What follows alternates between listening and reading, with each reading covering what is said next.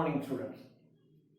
இந்த வீடியோவில் நம்ம பார்க்க போகிறது பாடம் 8 வங்கி சரிக்கட்டும் பதிவில். இப்போ நம்ம பயிற்சி வினா 1. பின்வரும் விவரங்களிலிருந்து ஜெயக்குமார் என்பவரின் 2016 டிசம்பர் 31ஆம் நாளுக்குரிய வங்கி சரிக்கட்டும் பட்டியலை தயார் செய்க. இப்போ நம்ம எழுதிக்கணும். ஜெயக்குமாரின்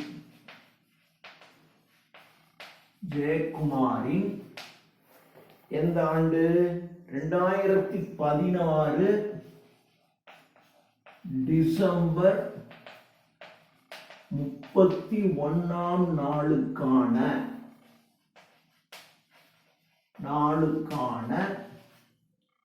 வங்கி சரிக்கட்டும் பதிவு. இப்படி எழுதிக்கிட்டு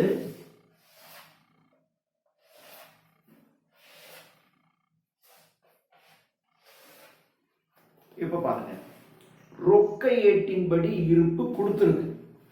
அப்போ ஒரு ஏடு கொடுத்துருவாங்க, இன்னொரு ஏடு கண்டுபிடிக்கணும். ரொக்க ஏட்டின்படி இருப்பு 7130 ரூபாய். அப்போ வங்கி ஏட்டின்படி இருப்பு என்னன்னு கண்டுபிடிக்கணும்.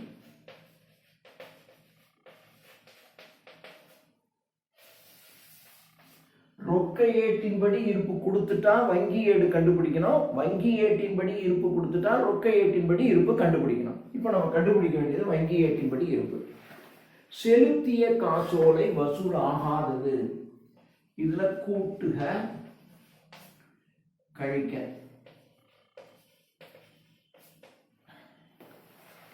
செலுத்திய காசோலை வசூலாகாதது. இப்போ செலுத்திய காசோலை அப்படின்னாக்க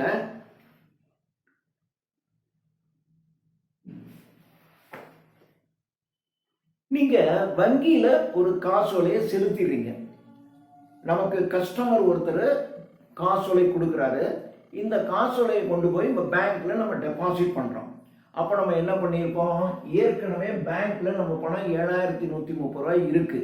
இப்போ இந்த காசோலை ஒரு 1000 ரூபாய் காசோலையை கொண்டு போய் பேங்க்ல கொடுக்குறீங்க. கொடுத்த உடனே நம்ம என்ன செஞ்சிருப்போம்? கூட்டுவோம் இல்லையா? அப்போ கூட்டுவோம். ஆனா பேங்க்ல உடனே செய்ய மாட்டாங்க. அவங்க அந்த பணத்தை அந்த வாடிக்கையாளருக்கு அனுப்பி அங்கிருந்து அந்த தொகையை வசூல் பண்ணதுக்கு அப்புறம் தான் அவங்க கூட்டுவாங்க. ஆனா நம்ம கொண்டு போய் பேங்க்ல போட்டோன்னே 1000 ரூபாய் நீ கொண்டு போய் பேங்க்ல போட்டாச்சு அப்படின்னா 7130 1000ன்னு ஏத்திடுவோம். அப்போ ரொக்க ஏட்டின்படி கூட இருக்கு. இந்த ஏட்டுல கூட இருந்தா மேல இருக்கிற ஏடு அது எதுன்னெல்லாம் தேவையில்லை, அது ரொக்க ஏடு. சில சமயங்களில் இதுக்கு கொடுத்துட்டாங்கன்னா இது மேல வந்துடும், இது கீழே வந்துடும். மேல இருக்கிற ஏட்டுல கூட இருந்தா கழிக்கணும், குறைச்சிருந்தா கூட்டணும். இப்போ இது 1000 ரூபாய் இதுல கூட இருக்கு, அப்போ கூட இருந்தா கழிக்கணும். அப்போ செலுத்திய காசோலை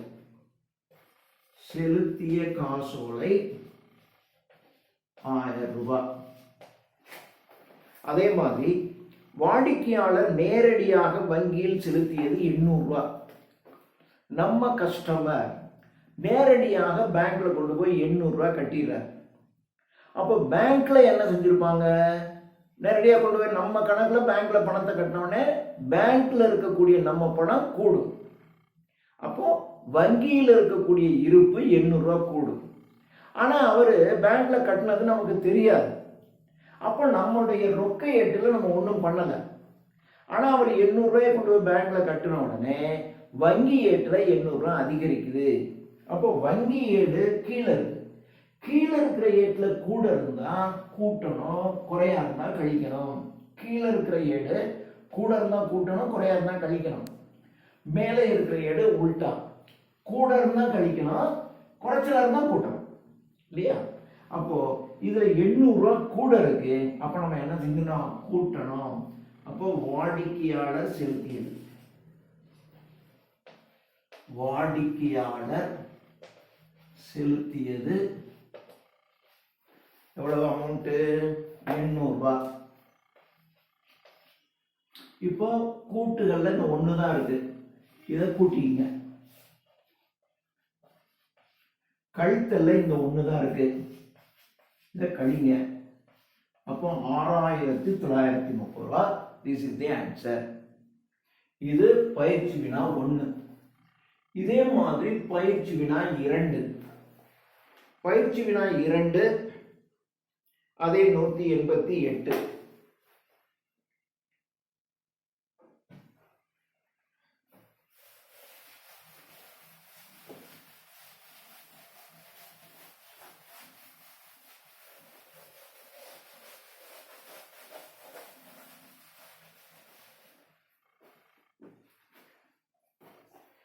பின்வரும் விபரங்களிலிருந்து காமாட்சி நிறுவனத்தின் 2018 மார்ச் 31ஆம் நாளன்று வங்கி சரிக்கட்டும் பட்டியலை தயார் செய்க.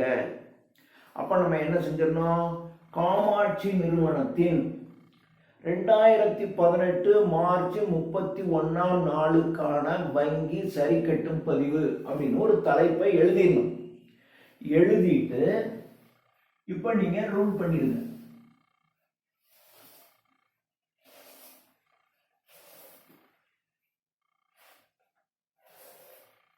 ரோல் பண்ணிடுங்க. ரோல் பண்ணிட்டு இதுல என்ன கொடுத்திருக்கு? ரொக்க ஏட்டின்படி பற்று இருப்பு 10,500 ரூபாய். அப்போ ரொக்க ஏட்டின்படி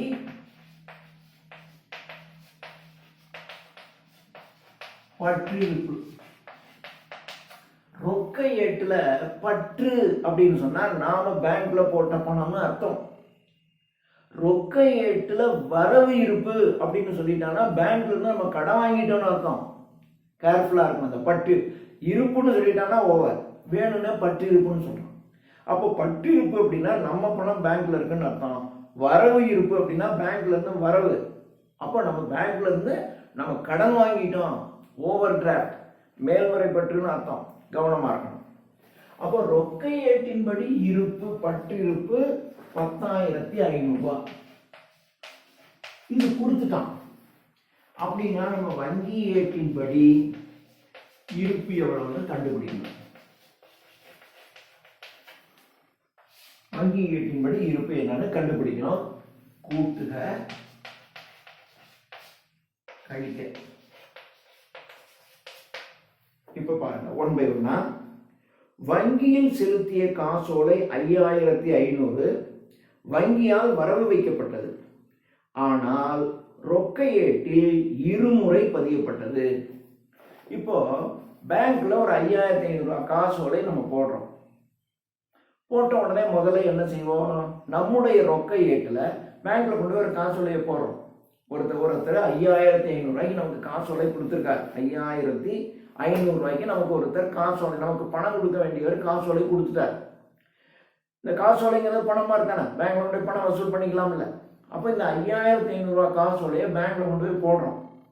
அப்போ நம்முடைய ரொக்க ஏட்டுல 5,500 ரூபாய் கூட்டணும். ஆனா பேங்க்ல என்ன பண்ணிட்டாங்கன்னா அந்த தொகையை வசூலித்து அவங்களும் 5,500 ரூபாய் கூட்டிட்டாங்க. அப்போ ஒரு தடவை நாமளும் என்ட்ரி பண்ணியாச்சு, அவங்களும் என்ட்ரி பண்ணியாச்சுன்னா சரியா போச்சு, இது பிரச்சனையே இல்லை. ஆனா நம்ம 2 தடவை பண்ணிட்டோம். ஒரு தடவை நாமளும் பண்ணிட்டு இருந்தா, ஒரு தடவை அவங்களும் பண்ணிட்டாங்க, இப்போ சரியா போச்சு. ஆனா நம்ம ஒரு 5,500 ரூபாய் ரெண்டாவது தடவையும் தப்பா நம்ம பதிவு செஞ்சிட்டோம். அப்போ ஒரு 5,500 ரூபாய் ரொக்க ஏட்டுல கூட இருக்கு. 2 தடவை பதிவு பண்ணியிருக்கோம். ஒரு தடவை பேங்க்கும் பண்ணிடுச்சு, நாமளும் ஒரு தடவை பண்ணியிருந்தா ரெண்டும் ஓகே. ஆனால் 2வது தடவை நாம மட்டும்தான் பண்ணியிருக்கோம். அப்போ ரொக்க ஏட்டுல 5,500 ரூபாய் கூட இருக்கு இல்லையா? இது வங்கியில போட்ட காசோலை. அப்போ பேங்க்ல கொண்டு போய் நம்ம காசோலையை போட்டோம்னா நம்ம என்ன செஞ்சிருவோம்? நம்மளுடைய இருப்பை கூட்டுவோம். இதுல 5,500 ரூபாய் கூட இருக்கு. மேல இருக்கிற ஏட்டுல கூட இருந்தா கழிக்கணும், குறையா இருந்தா கூட்டணும். இதுல கூட இருக்கு, அப்போ கழிக்கணும். வங்கியில் செலுத்திய காசோலை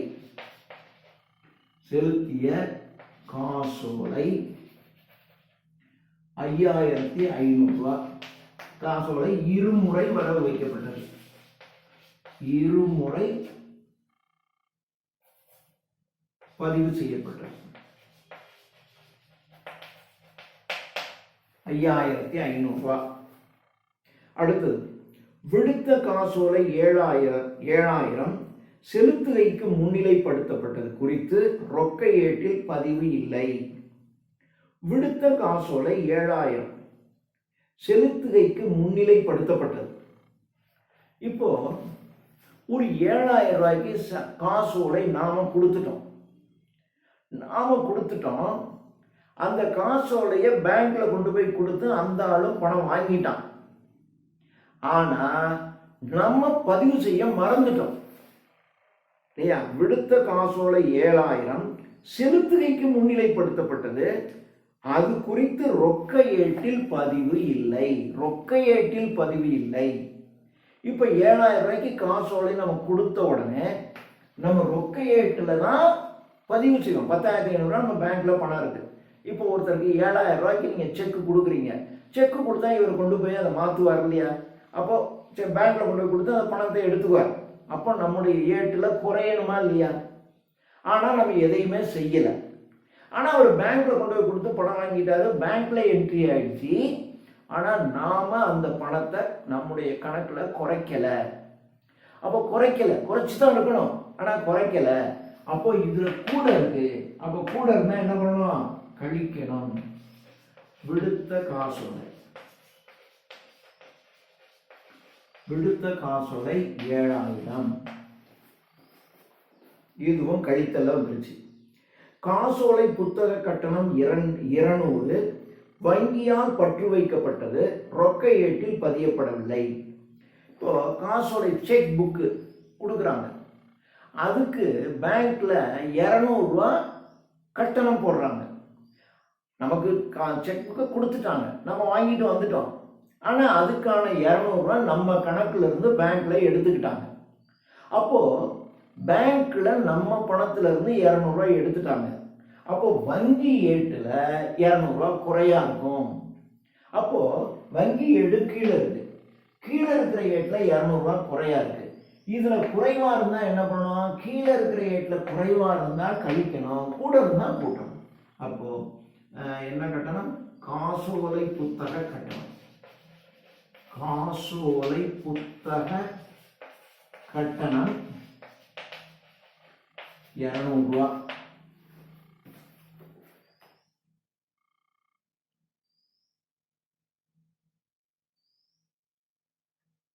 பணம் வைப்பு எந்திரம் வாயிலாக வாடிக்கையாளர் செலுத்தியது 1000 ரொக்க ஏட்டில் பதியப்படவில்லை. அப்போ பணம் வைப்பு எந்திரம் வாயிலாக வாடிக்கையாளர் செலுத்திய 1000.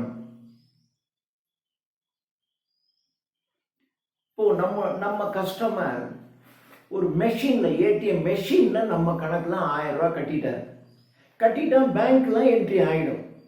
அப்போ பேங்க்ல என்ட்ரி ஆயிடுச்சு, நம்மள என்ட்ரி ஆகல. பேங்க்ல என்ட்ரி ஆயிடுச்சுன்னா என்ன பண்ணிருப்பாங்க? பேங்க்ல கூட்டியிருப்பாங்க. அப்போ வங்கி ஏட்டின்படி இருக்கும் 1000 ரூபாய் கூட இருக்கு. இதுல கூட இருந்தா கூட்டணும். எந்திரத்தின் மூலம்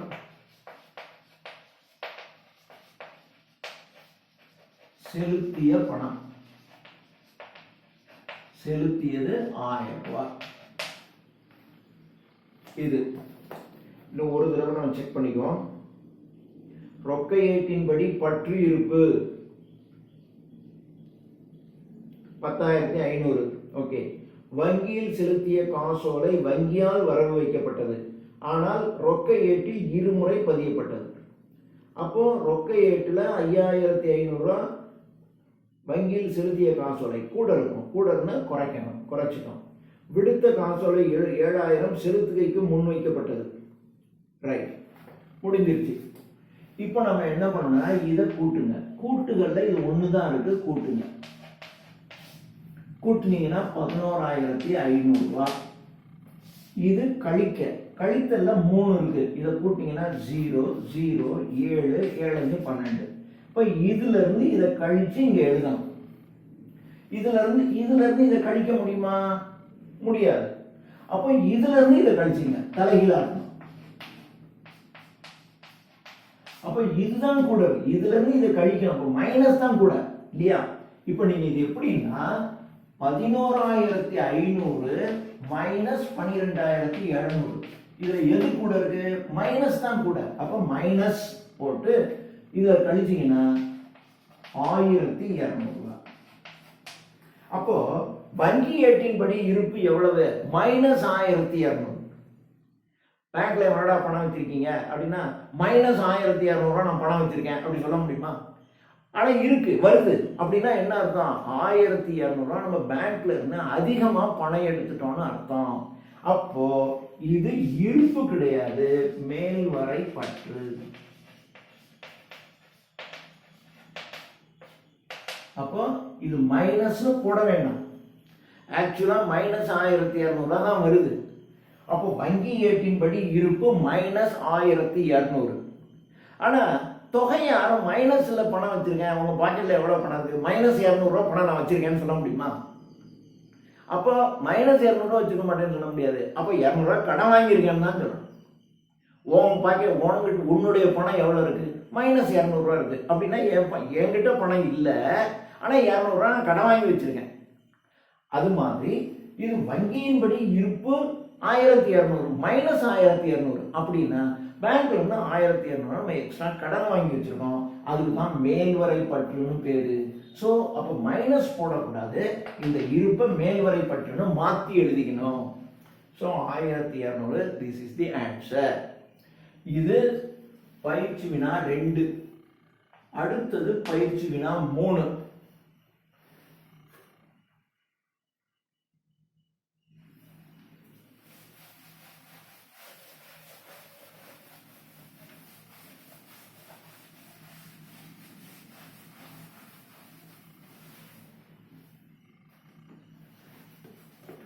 பயிற்சி வினா 3. பின்வரும் தகவல்களில் இருந்து 2017 டிசம்பர் 31ஆம் நாளுக்கான வங்கி சரிக்கட்டும் பட்டியலை தயாரித்து வங்கி அறிக்கையின் படியான இருப்பினை கணக்கிடு.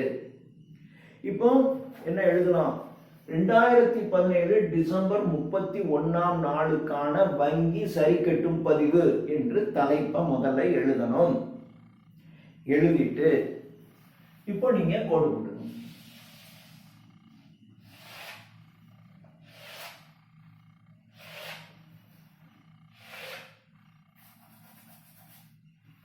சரி, என்ன சொல்லுது?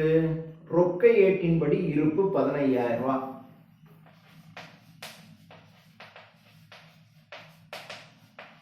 ரொக்க ஏட்டின்படி இருப்பு 15,000. ரொக்க ஏட்டின்படி இருப்பு கொடுத்தாச்சு அப்படின்னா வங்கி ஏட்டின்படி இருப்பு கண்டுபிடிக்கணும்.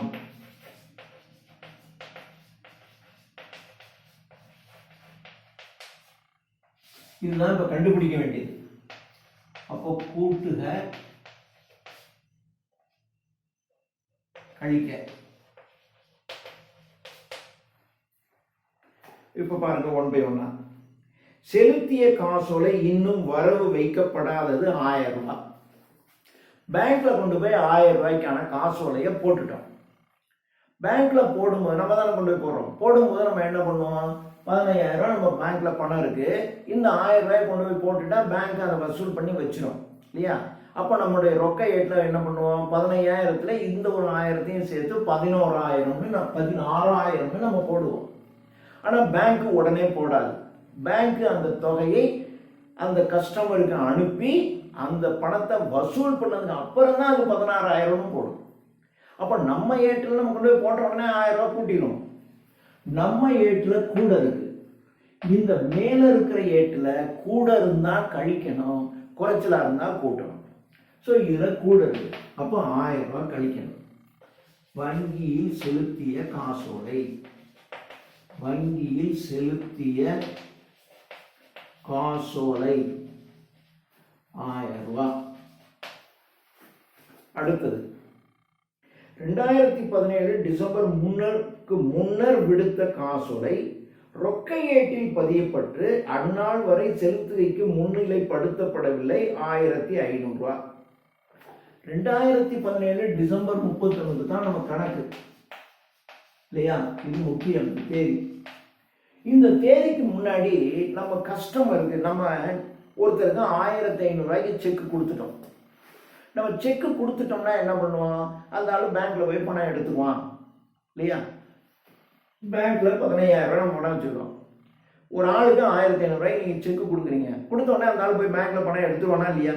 அப்போ நம்ம 15000த்துல இவருக்கு 1500 ரூபா கொடுத்தாச்சு. அப்போ 1500 ரூபா நம்ம குறைச்சிருவோம். ஆனால் நம்மகிட்ட வாங்கிட்டு போன ஆள் இன்னும் பேங்க்குக்கு போய் அந்த பணத்தை எடுக்கலை. 2017 டிசம்பர் 31 வரைக்கும் அந்த ஆள் பேங்க்குக்கு போய் பணம் எடுக்கலை. அப்போ நம்ம குறைச்சிட்டோம். அந்த ஆள் பேங்க்ல போய் பணம் எடுத்தா தான் பேங்க்ல குறையும். அப்போ நம்ம இதில் கூட இருக்கு, சாரி குறைச்சலா இருக்கு. ஆனால் பேங்க்ல இன்னும் கொடுக்கல பணம், அதனால பேங்க்ல கூட இருக்கு. சரி, அதை விட நம்ம ஏட்டில் 1500 ரூபாய் செக் கொடுத்த உடனே குறைச்சிட்டோம். இதுல குறைவா இருக்கு. குறைவா இருந்தா மேல இருக்கிற ஏட்டுல குறைச்சலா இருந்தா கூட்டணும். அப்போ விடுத்த காசோலை 1500 ரூபாய். அடுத்தது வங்கியால் நேரடியாக பெற்ற பங்கு ஆதாயம் 200 ரூபாய். நீங்க ஏதோ ஒரு கம்பெனியில பங்குகள் வாங்கி வச்சிருக்கீங்க. அதுக்கு வட்டி மாதிரி 200 ரூபாய் பங்கு ஆதாயம், டிவிடெண்ட்னு இங்கிலீஷ்ல சொல்லுவாங்க, அதுக்கு தமிழ்ல பங்கு ஆதாயம்னு பேரு. அந்த கம்பெனி நம்ம கணக்குல 200 ரூபாய் கட்டிடுச்சு. பேங்க் அந்த கம்பெனி நேரடியெல்லாம் கூப்பிடாது, உங்க அக்கௌண்ட்ல அந்த பணத்தை போட்டுரும். அப்போ அந்த 200 ரூபாய் கம்பெனி நேரடியாக கணக்குல செலுத்திடுச்சு. அப்போ பேங்க்ல இருக்கிற பணத்துல ஒரு ஆள் 200 ரூபாய் செலுத்திட்டாங்கன்னு வச்சுங்க, பேங்க்ல கூடும். ஆனால் எந்த தேதியில் அது கொடுத்துச்சுன்னு நமக்கு தெரியல. அப்போ வங்கி ஏட்டில் 200 ரூபாய் கூட இருக்கு, வங்கி ஏடு கீழே இருக்கு. கீழே இருக்கிற ஏட்டில் கூட இருந்தால் கூட்டணும், குறைவா இருந்தால் குறைக்கணும். அப்போ இதில் கூட இருக்கு. அப்போ பங்கு ஆதாயம் கூட இருக்கு, அதனால கூட்டுவோம். பங்கு ஆதாயம் 200 ரூபாய் கூட்டியாச்சு. அடுத்தது வங்கியால் நேரடியாக செலுத்தப்பட்ட வாடகை 1000 ரூபாய். நான் முன்னாடியே சொல்லியிருக்கேன், பேங்க்ல நீங்க ஒரு இன்ஸ்ட்ரக்ஷன் கொடுத்து மாதம் 5ஆம் தேதி இவர் வருவாரு, வாடகையை கொடுத்துரு அப்படின்னு சொல்லிட்டு பேங்க் அந்த ஆள் போன உடனே நம்ம கணக்குல இருந்து வாடகையை கொடுத்துரும். ஆனா நம்ம என்ன பண்ணுவோம்னா மறந்துடுவோம். நம்ம மறந்துடுவோங்கிறத கொடுக்க சொல்றோம். அப்போ பேங்க் பணம் கொடுத்துருச்சு. அப்போ பேங்க் என்ன பண்ணும்? 1000 ரூபாய் நம்ம கணக்குல இருந்து வாடகை கொடுத்துருச்சு. அப்போ பேங்க்ல தொகை குறையும். அப்போ இதுல குறைவா இருக்கு. இதுல குறைவா இருந்தா குறைக்கணும். வங்கி செலுத்திய வாடகை, வங்கி செலுத்திய வாடகை 1000 ரூபாய். அடுத்தது வங்கி வசூலித்த பாதுகாப்பு பெட்டக வாடகை ரொக்க ஏட்டில் பதியப்படவில்லை, 1200 ரூபாய். பேங்க் என்ன பண்ணுச்சுன்னா, அதுவும் ஏற்கனவே சொல்லியிருக்கேன், பேங்க்ல இந்த பாதுகாப்பு பெட்டகம் சேஃப்டி லாக்கர் அப்படின்னு ஒன்று இருக்கும். அதுக்கு வருஷத்துக்கு இவ்வளவுன்னு வாடகை போடும். அது உங்கள்கிட்டலாம் கேட்டுக்கிட்டு இருக்க மாட்டாங்க, உங்க அக்கௌண்ட்ல இருந்து அந்த தேதியில பணத்தை எடுத்துக்குவாங்க. அது மாதிரி பேங்க்கு அந்த வாடகை, அந்த லாக்கருக்காக ஒரு 1200 ரூபாய் வாடகை பேங்க் எடுத்துருச்சு. அப்போ வங்கியில குறையும். அப்போ வங்கி இருப்புல 1200 ரூபாய் குறையுது. இதுல குறையா இருந்தா என்ன பண்ணணும்? குறைக்கணும். அப்போ பாதுகாப்பு பெட்டக வாடகை 1200 ரூபாய். அடுத்தது 2017 டிசம்பர் 31 அன்று வங்கியால் செய்யப்பட்ட தவறுதலான பற்று 500 ரூபாய். அப்போ பேங்க்ல நம்ம அக்கௌண்ட்ல தவறுதலா 500 ரூபாய் பற்று வச்சுட்டாங்க. இப்போ பேங்க் பற்று வைக்குது, வரவு வைக்குதுன்னு தான் சொல்றான். என்ன செஞ்சிருக்குன்னு பாருங்க. இப்போ நீங்க பேங்க்ல கொண்டு போய் பணம் போட்டா பேங்க் என்ன பண்ணும்? நம்ம பேர்ல அந்த பணத்தை வரவு வைக்கும்.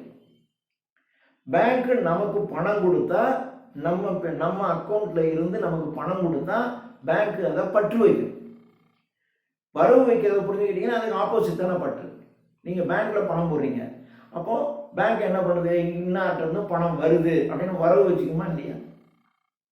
இல்லையா? அது மாதிரி வச்சுக்கணும். அப்போ அப்போ பேங்க்கு பற்று எழுதுது. அப்போ பேங்க்கு பற்று எழுதுது அப்படின்னா என்ன பண்ணுது, குறைச்சிது நம்ம. அதாவது வேற யாருக்கும் அந்த பணத்தை கொடுத்துட்டு தவறுதலாக நம்ம கணக்கில் பேங்க்கு பற்று எழுதிருச்சு. அப்போ பேங்க்கு பற்று எழுது அப்படின்னாக்க நமக்கு கொடுத்த மாதிரி பேங்க் எழுதிருச்சு. அப்போ பேங்க்ல அமௌண்ட் குறையுது. இதுல குறையுதுன்னா குறைக்கணும். வங்கியில் தவறான பற்று, தவறுதலாக வைக்கப்பட்ட பற்று 500 ரூபாய். அடுத்தது 500 ரூபாய் இணைய வங்கி வாயிலாக செலுத்தியது ரொக்க ஏட்டில் இருமுறை பதிவு செய்யப்பட்டது. ரைட். ஒருத்தருக்கு 300 ரூபாய் நீங்க என்ன பண்றீங்கன்னா, இணைய வங்கி மூலமாக ஒருத்தருக்கு 300 ரூபாய் பணம் செலுத்துறீங்க. இணைய வங்கி மூலமாக நீங்க பணம் செலுத்துறீங்க அப்படின்னா உடனே நம்ம என்ன பண்ணுவோம், இன்னாருக்கு செலுத்தியாச்சு. அப்போ இப்போ பேங்க்ல 15,000 ரூபாய் பணம் இருக்கு, ஒருத்தருக்கு அக்கௌண்ட்ல 300 ரூபாய் டிரான்ஸ்ஃபர் பண்றீங்க. அப்போ நம்ம என்ன பண்ணுவோம், 15,000 300 ரூபாய் குறைஞ்சிச்சுன்னு நம்ம குறைப்போம், பேங்க்லையும் ஆட்டோமேட்டிக் குறைஞ்சிடும். அப்போ ஒரு தடவை நாமளும் குறைச்சிட்டோம், பேங்க்கும் குறைச்சிடும், முடிஞ்சு போச்சு. ஆனால் இருமுறை நாம ரொக்க ஏட்டுல 2 தடவை எழுதிட்டோம். அப்போ என்ன பண்ணிட்டோம், 300 ரூபாய் கொடுத்துட்டு ஒரு தடவை 300 ரூபாய் கொடுத்தோடனே நாம குறைப்போம், பேங்க்கும் 300 ரூபாய் குறைச்சிருச்சு, ஓகே. ஆனால் நம்ம 2வது தடவை தவறுதலாக இன்னொரு 300 ரூபாயை குறைச்சிட்டோம். அப்போ ரொக்க ஏட்டுல 300 ரூபாய் குறைக்கப்பட்டது. ஒரு தடவை 300 ரூபாய் நாமளும் குறைச்சிட்டோம், பேங்க்கும் குறைச்சிருச்சு, ஓகே. 2வது தடவை செஞ்சதுதான் தப்பு. அப்போ 2வது தடவையும் நாம 300 ரூபாய் கொடுத்த மாதிரி குறைச்சிட்டோம். அப்போ இதுல குறையா இருக்கு. இதுல குறையா இருக்குன்னா என்ன பண்ணணும், கூட்டணும். இணைய வங்கி மூலம் செலுத்திய தொகை இருமுறை பதியப்பட்டது. ஸோ இப்போ கூட்டெல்லாம் முடிஞ்சிருச்சு. அப்போ இவ்வளவையும் கூட்டி இதோட கூட்டணும், இவ்வளவையும் கூட்டி இதில் இருந்து கழிக்கணும்.